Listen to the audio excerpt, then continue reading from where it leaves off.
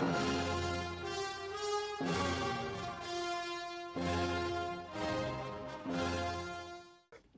guys, welcome back to another video from Let's DevOps. Today's video is going to be different.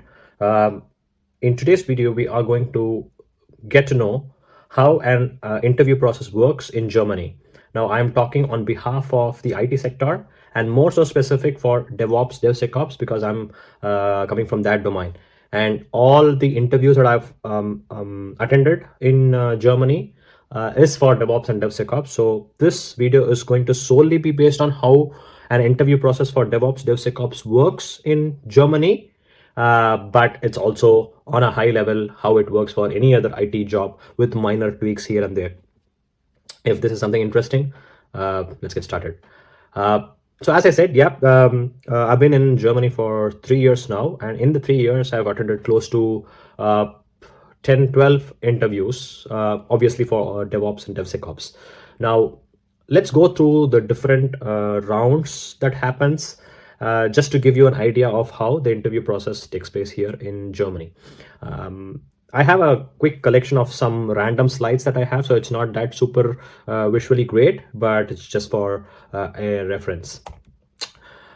Here you can see that generally there are 4 rounds. So this you can again classify as either it's 3 or 4 rounds that happens at max for an IT interview, DevOps, DevSecOps interview. The first round is called as screening, introductory, or conversational interview. So the moment you apply for a job and you get shortlisted, how do you know that you got shortlisted? They would immediately give you a ring saying that, hey, we found that you had applied for so and so, or if they are finding you from some job portal that you have put your resume, then they'll also call you and say that, hey, we found your resume from so and so portal, and is it a good time to talk? This first round is basically a introductory screening round, because here in Germany they don't shortlist 50 resumes for, let's say, 3 open positions. They make it very precise, concise. So if there are 1 open position, they probably narrow down to just 3 candidates. So the first round is a screening interview wherein they kind of call you and then they have a conversation by which they are checking how is your communication, is your skill set a match to the job that they have. Apart from the resume, even though you would have put stuff in your resume, they ask you orally, and some of the questions could be like, hey, can you explain what you do in your current role? When you say you're a DevOps architect, what is your current day-to-day activity in your current company? Or could you please talk about your DevSecOps role in the last 2 years? That could be how they would basically give you an introduction of their company, the job role, and they would ask you to explain and introduce yourself. Once that is done, a couple of other questions could be like, they could pick on 1 or 2 things from the resume. You said you worked on Ansible. Have you also worked on Terraform, or is it just Ansible? Are you only someone who sets up the CI/CD pipelines, or do you also design and implement? You said you have a 70-30 percentage, like you are a 70% designer and then you are a 30% implementer expert. So how does that work? So this kind of questions they would kind of ask you from what you have explained, so that they get a better idea, understanding of what your skill sets are and if it's a good match to the opening. Other generic questions could be like, would you be fine with relocation, because we are put up at Munich or Frankfurt. Though we have hybrid model, we would expect you to come once or twice a week, so we expect you to relocate. Is it fine? Would you be fine with traveling, like 25%, 30%? This is not a given that you would be traveling, but we ask you upfront. Those kind of a generic questions, and which we all would definitely say yes. That would be then a specific. A good thing about the German, this introductory screening round, is that they ask you a question where they say, do you have any specifications for us? Do you have anything in mind that you want to let us know that we can fulfill or satisfy for you? And generally my answer would be for that is, sometimes I have 12 years of experience, so I have had this cases where they take me for some role, and when they assign the project, they put me into a different role. That's something that I don't want. I want the job to be in line with my skill set. So that is one thing that I would look for in the new company. And the other thing would be something like, is it on-prem or cloud? Because I'm more inclined towards cloud. That's booming. So I would like to do some work on the cloud. So does the project have cloud in the mix, or are you still on-prem? This could be specific to DevOps, DevSecOps, but you could also ask the same thing for other IT jobs. This is round one. Once you have given this, what are the few things they check? They check your skill set, they check your communication, they check how confident you are, and by the way you talk, they know, have you really done stuff, or you're claiming as if you've done stuff. So all of this is captured. And then if you are through to the first round, then you have the technical round. Technical round could just be one, or there could be 2 rounds of technical rounds. Depends on the company, project, criticality and stuff. From the 12 interviews that I've attended, I had 2 technical rounds in probably 4-5 companies, but the majority of the companies were okay with just 1 technical round. But that 1 technical round was an extended one. So they schedule a 1.5 hour session, wherein there will be 3-4 people from the team to which you are going to join, ranging from junior resource to a team lead to an architect to an expert, maybe manager also. And then they kind of start asking you questions. One thing to note here is it's not, I mean, based on your experience, I would say, since I'm on the mid-level senior side of things, the interview was more of question based, wherein they ask questions, scenarios. They ask you like, okay, so how have you done a migration from, let's say, on-premise to a cloud move? Or can you walk me through a end-to-end CI/CD pipeline that you have implemented in your recent project? And then you go through all of it orally, and then they pick points from the answer, and then they start questioning. It could come from multiple people and so on. But if there is going to be another round, then the round 2, which is oral technical, will be done, and then you get a feedback in, let's say, a week or so. And then the third round could be they call you in person to the office, where they give you a sandbox machine, and then they ask you to set up few things on the pipeline or troubleshoot stuff and so on. There is also a case where I've had where they don't call you in person, but there is another round wherein they remote share, and then you have access to their machine, and then you troubleshoot or set up what they want.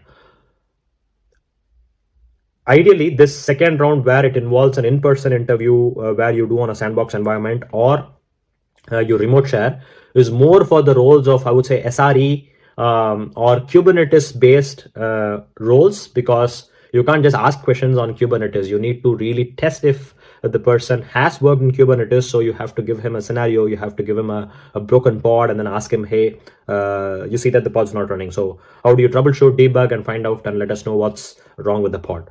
Or if it's cloud, they are purely on cloud, then they ask you to, they give you a sandbox environment and test you out on few services of the cloud, so that you really know where to go, what to do and stuff. So if it's Kubernetes, cloud-based, purely on cloud, or very critical application-based, product-based companies, then you might have another in-person round.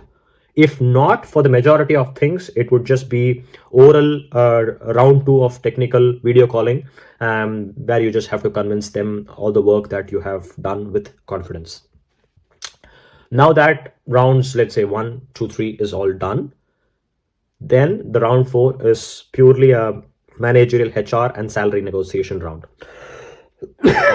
Excuse me. Again, you will have a repetition of few questions that was asked from the first screening round. Yeah, is it fine? You can relocate and so on. We give you this, and is it fine if you can travel 25-30%, and so on. So it's basically those things. Apart from that, they specifically ask you, have you worked on critical environments, because this project is critical, so you might have to handle workload.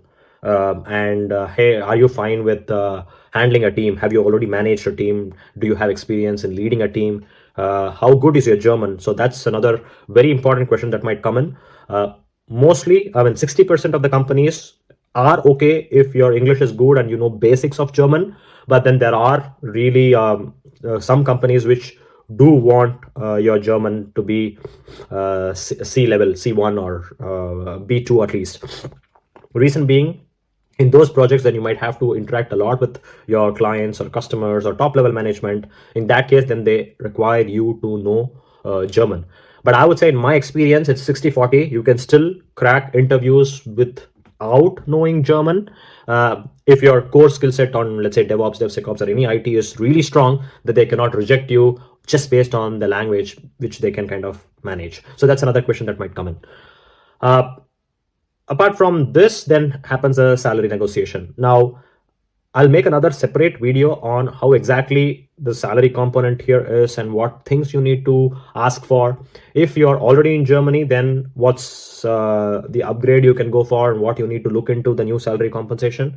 Or if you're coming from India, then it also has another layer of things that you need to check, like the sponsorship, accommodation for initial few months, and relocation allowances, and so on. So I'll make a separate video on the salary negotiation part in itself. But winding up on this video, the final one is a managerial HR. How do you handle pressure? What are the most critical tasks that you did on the recent 2-3 years? Could be some of the questions that would be thrown up in your final managerial interview before they go on to the salary negotiation. You just need to have one solid example for each of the cases. And I personally would say that it needs to come from something you have already done. You cannot cook up something that is so authentic, because people can find out that, hey, this is something that you have probably making up, or you have seen someone do it and you are not the one who has really done this stuff. So I'm sure any mid-level, senior level, or even junior level resource would have gone through 1 or 2 instances where he has handled, seen such cases. Take that, work on it, elaborate, make it practice, ensure that you deliver it clean, and that will convince them for these kind of managerial questions, like what was the most pressurizing situation you have handled and how did you come out of it, or what was a good automation that you did that kind of saved money, or whatever, a time to the company that you could explain us. So questions like these, they look in for how authentic they are and how weighty they are, as in if it's not lame automation or is it really adding some value to the organization, is what they were looking for. So once this is done, then I think it's all done, and then you should receive your offer letter in a week or 2 max. All right, I hope that helped you with getting an understanding of how the interview works in here in Germany. Again, this is not for non-IT people. I really don't know how it works for an automotive company or electrical company or a mechanical engineering company. This is purely how it works for IT, and more so specific for DevOps and DevSecOps. With that, I'm done for this video. If you liked it, please do like, share, and subscribe. We'll see you all in another video on series of interviews, how things happen here in Germany, salary package, negotiation, and so on. Take care. Bye-bye.